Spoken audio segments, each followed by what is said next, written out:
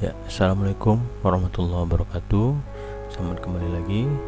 Pada pertemuan kali ini kita akan membahas tentang zat gizi mikro yang berikutnya, yaitu tentang mineral. Ya, nanti akan kita bagi dua kepada makro mineral dan mikro mineral di pertemuan berikutnya. Nah, tujuan pembelajaran pada kesempatan kali ini, kalian akan diharapkan mampu menjelaskan jenis-jenis makro dan mikro mineral, bagaimana metabolismenya dalam tubuh, ya, dan menyebutkan sumber-sumber apa saja yang mengandung mineral dan apa yang terjadi jika seseorang mengalami malnutrisi daripada mineral. Ya, ini dia materi pertemuan kita, dan salah satu jenis zat gizi mikro yaitu mineral. Nah, pertama adalah pengertiannya. Ya, mineral adalah satu zat kimia organik, ya, terdapat banyak dalam tanah dan air dan tidak dapat rusak, ya, dengan pemanasan terutama. Jadi dia itu disebut juga istilahnya nama lainnya ion, ya, elektrolit, ya. Nah, begitu. Adapun jenis-jenisnya ada yang makro dan mikro. Karena kita bahas yang makro sekarang ini, ya. Jadi yang termasuk makro adalah kalsium, fosfor, magnesium, sodium atau natrium nama lainnya, potasium atau kalium, ya, klorida dan sulfur. Nah, ini adalah sumber-sumber dan seberapa banyak yang kita butuhkan dalam sehari-hari. Nah,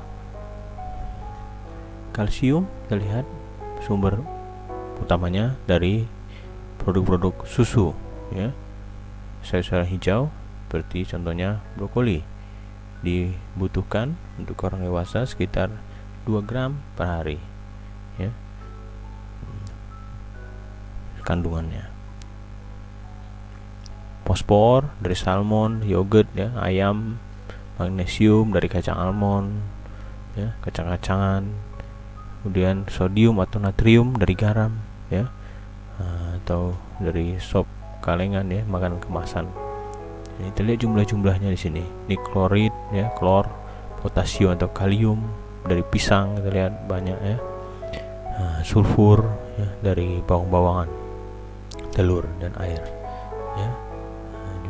Nah, ini adalah jumlah kebutuhan harian rata-rata untuk orang dewasa. Nah, apa fungsinya? Kenapa kita harus memenuhi kebutuhan yang tadi disebutkan?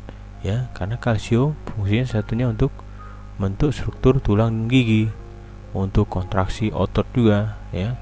Jadi ada dalam interaksi sel jika kalsium itu berpengaruh dalam proses potensial aksi, ya. Kemudian fosfor juga bentuk membran sel dan tulang. Magnesium sangat menunjang kerja enzim-enzim. Kita tahu enzim sangat banyak, dalam tubuh kita, salah satunya untuk metabolisme. Kemudian sodium, ya, ini juga sangat penting untuk menjaga keseimbangan cairan.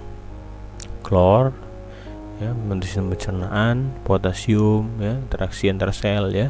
Natrium dan kalium atau sodium dan potasium ini sangat berperan dalam interaksi sel, ya, potensial aksi, ya, untuk kontraksi otot, relaksasi dan semacamnya, bersama dengan kalsium juga, ya. Jadi mineral-mineral ini memang sedikit-sedikit tapi fungsinya cukup penting dalam tubuh kita, baik secara yang seluler, tingkat seluler, ya, dalam tingkat contoh misalnya interaksi sel, keseimbangan cairan di sel, bahkan sampai membantu pembentukan struktur tulang dan gigi. Nah, bagaimana metabolismenya? Nah, ternyata kalau kita memakan kalsium, maka dia akan mempercepat penyerapan protein dan vitamin B, ya. Jadi kalau kita kekurangan kalsium, maka protein akan terganggu atau kurang cepat penyerapannya. Vitamin D juga begitu. Jadi kalau orangnya kekurangan protein, kita kasih protein, sertaikan juga dengan makanan yang mengandung kalsium, ya. Dia, ya, berpengaruh dalam hormon paratiroid, ya, dan kalsitonin. Kemudian fosfat ini ya membantu penyerapan vitamin D ya, dan juga membantu pensekresian hormon paratiroid ya, kalsitonin ya, tapi dia menghambat kalsium, bahkan dia menghambat fosfat itu sendiri ya. Tapi ini kalau yang terlalu berlebihan ya, tapi pada intinya jika kita makan fosfat maka dia vitamin D ya, mempercepat vitamin D. Magnesium ya, sama vitamin D, paratiroid ya, tapi dia menghambat protein zinc. Sodium atau natrium dia mempengaruhi kerja hormon aldosteron, yaitu hormon yang mengatur keseimbangan cairan ya. Begitu juga dengan potasium, dia mempengaruhi hormon aldosteron yang mempengaruhi keseimbangan cairan. Kapan kira-kira cairan harus dikeluarkan, ditahan dalam tubuh dan semacamnya. Klorida mempengaruhi natrium ya, sulfur mempengaruhi protein. Jadi yang perlu diingat adalah bahwa zat mineral tertentu itu mempengaruhi zat gizi ataupun hormon lainnya, sehingga harus berhati-hati jika orang pada saat kebutuhan tertentu harus diperhatikan sumber makanannya. Contoh, pada orang yang membutuhkan protein tinggi ya, harusnya diberikan sumber makanan yang mengandung tinggi kalsium, jangan dikasih yang banyak magnesiumnya, begitu kira-kira ya. Bukan artinya harus tidak ada, tapi kadarnya yang tidak boleh terlalu tinggi. Harus yang bahan makanan mayoritasnya mengandung kalsium untuk mempercepat penyerapan protein. Itu sebagai contoh ya. Nah, apa yang terjadi jika terjadi malnutrisi daripada makromineral? Ya, jika terjadi kekurangan pada kalsium, dari tahu kita dari untuk salah satu untuk kontraksi otot, maka akan terganggu kontraksi otot, ya, kram, kejang-kejang ototnya, ya, kaku. Menjangka panjang bisa terjadi osteoporosis, ya, rickettsia, masalah tulang, ya, osteomalacia, semua masalah tulang nih. Nah, fosfor kurangannya, lemah ototnya, nyeri otot, ya, pertumbuhan tulang. Magnesium, mual, kram otot, lemah otot. Berlebihan, jangka panjang kekurangan osteoporosis bahkan bisa menyebabkan gangguan irama jantung, ya.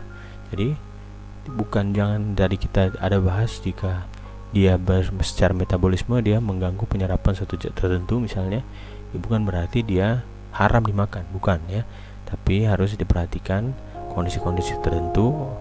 Jika ingin mempercepat penyerapan suatu zat, maka pertimbangkan bahwa zat itu apakah mempercepat atau memperlambat penyerapan, ya, bukan berarti tidak boleh, ya. Karena contoh ini magnesium, ya, kekurangannya jangka panjang dapat menimbulkan disritmia, gangguan irama jantung. Klor bisa mual, lemah, ya, bisa bahkan dehidrasi atau alkalosis, darahnya terlalu basah pH-nya. Tidak bagus, ya. Ini harus cuci darah nih kalau yang pH seperti ini.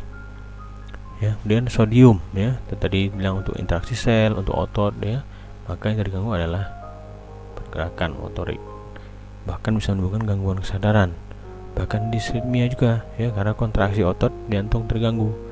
Ya, jadi bukan hanya otot ekstremitas, tangan, kaki, tapi bahkan otot-otot jantung juga terganggu. Lihat ini, potasium disritmia juga, ya, gangguan otot, lebih kurang mirip-mirip, ya.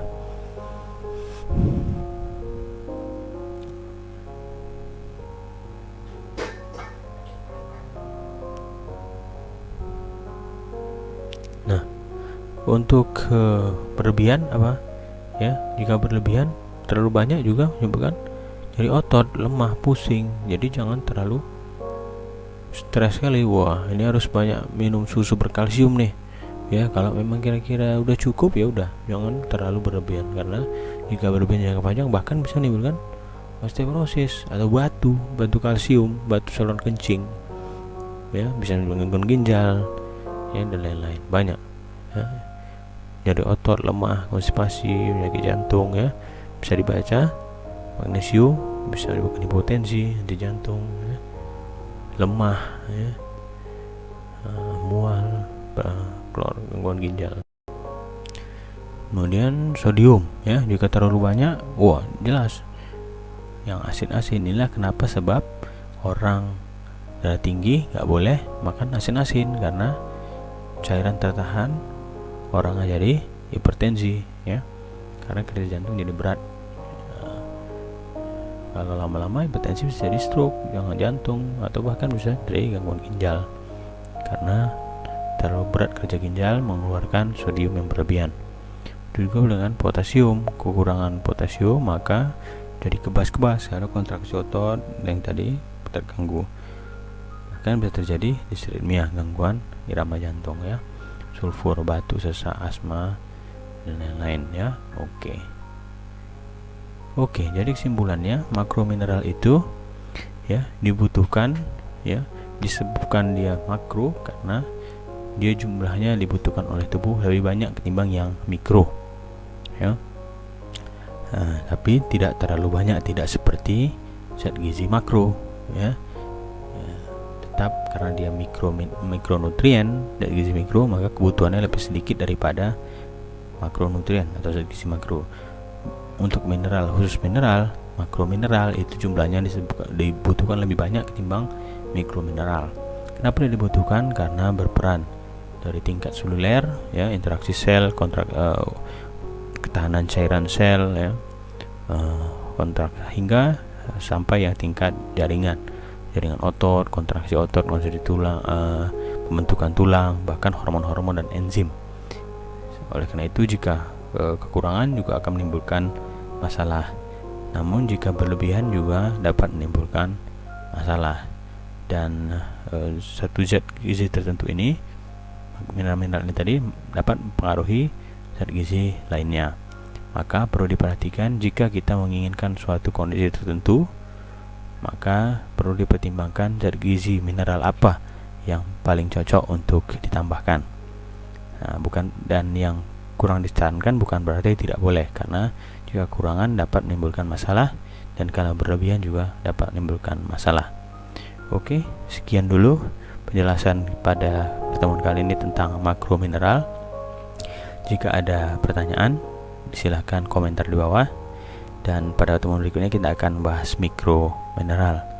Oke, terima kasih telah mendengarkan. Wassalamualaikum warahmatullahi wabarakatuh. Dasvidania.